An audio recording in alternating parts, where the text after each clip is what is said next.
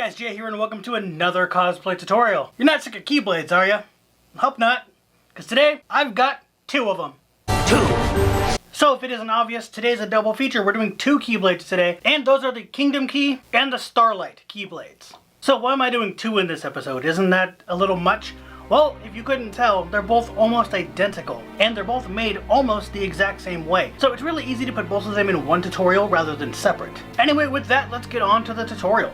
To start out, I'm going to be using a 1-inch PVC pipe. Now 1 inch is the diameter for the inside, the outside diameter is about 1.5 inches, and a 1-inch thick wooden dowel. Everything else is going to be made of the Yayahan EVA foam in 5 and 10 millimeter. And I'll be using my old Kingdom Key for measurement references for myself, but I will tell you what all of the measurements are. I start to line everything up, but to make it easier for you guys, the shaft of the Kingdom Key is going to be 23 inches long, and for Starlight, not including the ball and the cone on top, it'll be 22.5 inches tall. Then I can cut everything out with the PVC cutter. And I think this is the maximum size this cutter will work with, because I had to push it down on the table. I couldn't do that in my hand, it was too thick. Then I find the halfway point of the dowel, mark it, and just cut it with a hacksaw. This is going to be shoved inside the PVC pipe. The part that sticks out for Kingdom Key is going to be 13 inches, and for Starlight is going to be 12.5 inches. Now these templates that I have here, I've had for years. I've had these since about 2013, so they're pretty old. I just kept them really nice. So I can't really tell you how to do this. I free-handed these that long ago, and they've been working fine. They just happen to be the right size.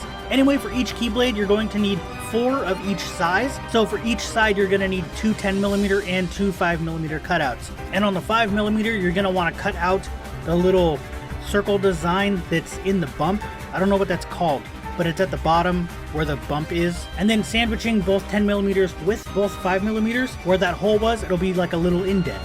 I used the Dremel to sand down the dowel to make it fit better into the pipe, because it's not a perfect fit. It needs to be just a little bit thinner.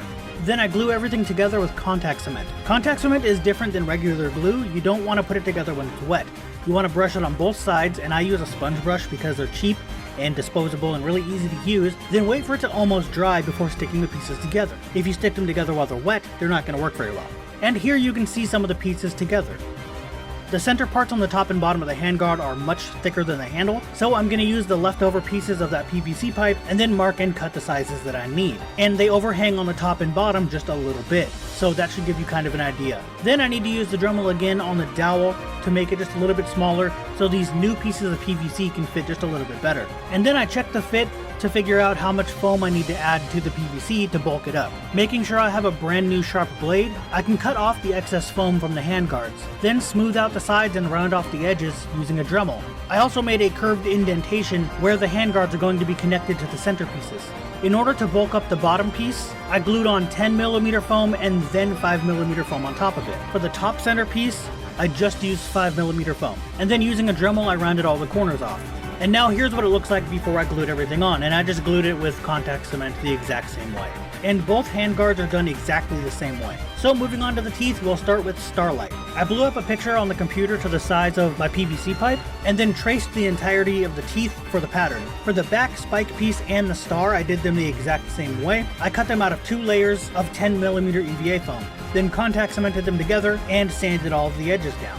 I made the star and the piece that connects it to the shaft in separate pieces, and then used a cut piece of a skewer stick with a mix of super glue and contact cement in different areas. Then I added 2 10mm foam dowels to the bottom of the shaft, and then added a layer of 2mm foam to the top, and I believe this is around 6 inches if I remember correctly. And this layer is just so that the star and the spike can attach way easier than they would on just a PVC pipe. And then I get 4 more of those 10mm dowels and add them to the top and bottom of the area I just put on. Also, I have to keep the shaft of this keyblade raised off of the table because these foam dowels are really weak, so they get squished by the weight of the keyblade itself. Then I found this cone shape at Joann and removed the ball head off of it. And it also comes with this second piece, and I'm gonna glue them together to plug the top of Starlight. Then I make a duct tape pattern, cut it out of 5mm foam, and glue it onto the cone because it's a little bit too small, so that just bulks it up a little bit, and it looks better. I made the star pendant exactly the same way that I made the teeth, except I used 1 layer of 10mm foam instead of 2. Then I use this weird cutting bit on the Dremel to punch a hole all the way through the star, and I can use this little clasp I found at Joann's. Now that the foam on the cone piece has finally adhered to the wood, I attach the two pieces of wood with Gorilla Glue.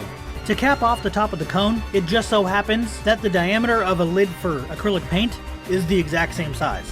So I press that into some 5mm foam, cut it out, and glue it on. Also, there's another foam dowel around the bottom of the cone. Ignore that, that's going to be removed later. It's not glued down, but it ended up being too tall, so I just removed it. Then to make the ball on the very tip, I have a ton of DIY Christmas ornaments, which I used half of one in my Naofumi shield tutorial, but it came with like 20 of them, so I have a bunch of them. And it's big enough, so I'm going to use it on the end. While I wait for everything to dry, let's start on the Kingdom Key. Just like the handguards, this is a really old pattern from like 2014, and I do need to add a little bit to the back of it because it's not big enough that way. But just like everything else, I cut them out of 2 layers of 10mm foam. Like everything else, I glue the layers together with contact cement, then use the Dremel to smooth out all the sides and around the corners.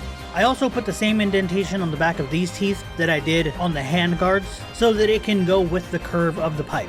Then after marking where it's going to go on the pipe, I use a sanding block to sand down the PVC a little bit because if you don't, the contact cement won't stick very well to the plastic. Then I just press the teeth in place. On the bottom of the shaft, I glue on 2 strips of 2mm foam. Now, the Keyblade actually doesn't have these raised edges. It's actually cut into them, but that was going to be way harder to do, and this is a lot easier and it looks fine. I also spaced them about 2 to 3mm apart. Then, I don't know what this bit is called, but I used it on Fenrir to make some indents where the quote-unquote materia slots were. But here I'm making an indentation on the cap of the cone piece so that the ornament actually has somewhere to sit. Then I used the Dremel to sand down the sides of the cap so that it's flush with the sides. I use half of a width of masking tape and wrap around the bottom half of the plug a bunch of times until it's able to fit snugly in the PVC pipe. I leave a large opened area between the tape and the bottom of the cone because this is where I'm going to put glue. To close the ornament permanently so it won't open anymore, I use super glue. And now make sure that the little tabs where you're supposed to put a hook are together because I'm cutting them off and that side will go down so you don't see them. Then I use more super glue to attach the ornament to the cone. Then I make it so that the seam on the foam and the seam on the ornament are both lined up. And I had to sit like this holding it for about 5 to 10 minutes. This stuff did not want to dry correctly, so I don't know what to tell you there. But this is the only stuff that worked. Then I mark on the wood where the glue is going to go to hold the handguards in place. And I just glue it together using super glue. The Mickey head for the Kingdom Key I made the exact same way as everything else, where I did 2 layers of 10mm foam, dremeled it down, and it really didn't look that good. I wasn't too happy with how it turned out. If you can find a way to make it look much smoother than me, go on right ahead and do that. But no matter what I did, no matter how much sandpaper I used, what kind of sandpaper I used, it would not smooth out. Then to put the topper plug thing for Starlight in place, I used the Gorilla Glue. And I made it so that the seam from the foam was going in the same direction as the back spike. That way, no matter how it's held, you can't see the seam. I bought a pair of what I'm pretty sure are called eye bolts. If not, whatever, you can see them on the screen so you know what to get. And then drilled out a hole big enough for them to just slide into the wood. I found out that the bottom of my pencil bin was the same diameter as the bottom of the Keyblade, so I used that to make a perfect circle and cut them out of 5mm foam. Then I put a hole in it that matched up with the one that was in the wood, and contact cemented everything together, and then dremeled it all smooth again. Then I used the Gorilla Glue to glue the eye bolts in place. Now we're almost at the painting stage, I just need to seal everything, but this time I'm not going to be using Plastidip because, I mean, like, let's say with this one, there's barely any foam on it. Plastidip doesn't stick to the PVC pipe. It peels off of the PVC pipe quite easily, so I'm not going to use it. Instead, I'm going to be using Mod Podge, which I used in a previous tutorial. In fact, I've used it in quite a few tutorials, but I used it on Fenrir, so that's a recent thing that I did. So this is the hard coat version. It comes in a lot of different styles, not just the hard coat style, but this makes things kind of stiff and a little more sturdy than normal, and none of these are going to be having any flexible parts, so that'll be the best. And also on Starlight, this piece likes to do that, so this should really help it not do that anymore, or not as much anyway, because it'll harden over it and keep it in place a little better. So just like in the previous videos where I used this stuff, it's no different than before. I'm just using a sponge brush and then I'm going to paint it all on, and I'm only painting it on the foam parts. And I mostly was using this stuff rather than the Plastidip also because of things like here. it's just going to be impossible to get Plastidip just there because there's this little tiny gap, and that's going to be hard enough as it is to seal off with tape. So I'm just not going to bother. So like I said, all you do is paint it on. You just get some on the brush and you start painting it on. That's how you use this stuff. So I'm going to go over all of the foam sections with a couple of layers. I'm probably going to be doing 3 layers of Mod Podge, and then I'll go out and paint it. You're also not going to see any footage of me painting it because, well, it's outside and I can't really get my camera out there and paint alone. It's a little hard. And I don't want to get paint on my camera or anything, and I've come really close to doing that before, so I'd rather not. What I'm going to be using is just a couple of different colors of spray paint.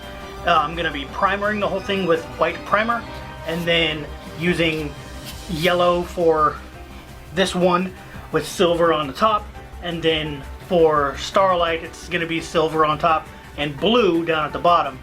And then for the little pieces that are in between here, that this one has a blue one, the Starlight has yellow, I'm going to be just doing that with brush on acrylic paints. So I'm going to finish up all of this here, do that, and I'll be back. Alright, so now everything is painted.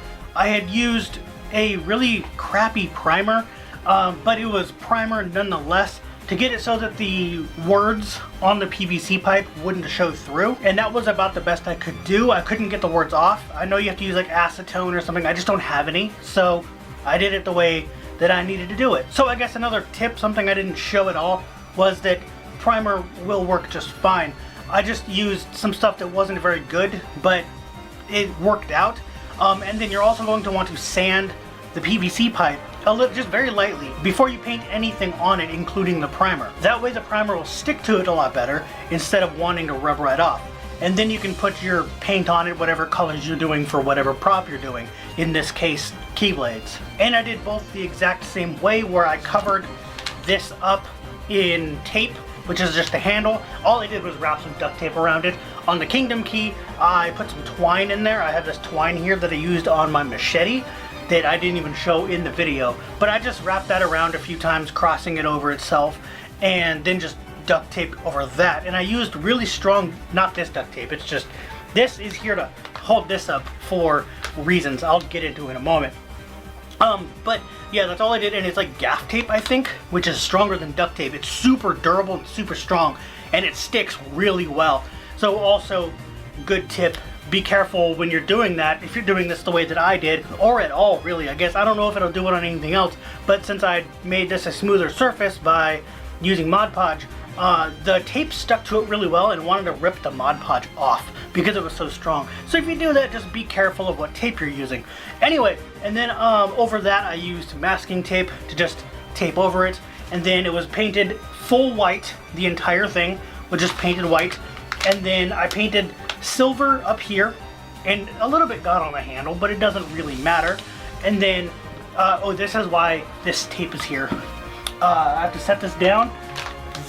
This right here, all these things, these round pieces, they bend in really easily, they indent really easily, so not having them flat on the surface won't press in on them. And there's some right here, so I have this with angles, and then I have it on the edge before it touches those, you know, those round pieces there. And obviously, like I said, I did the same thing with this. I painted it all white and then silver up on top.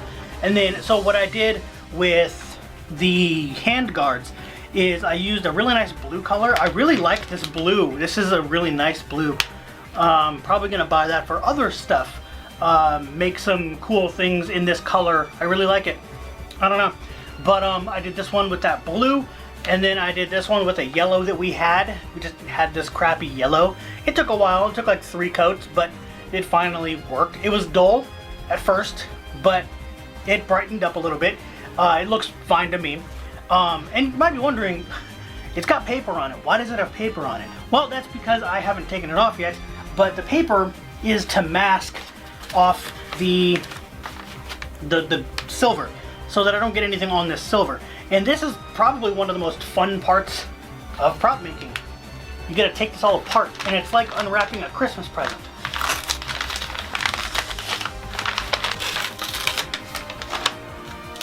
And there we go.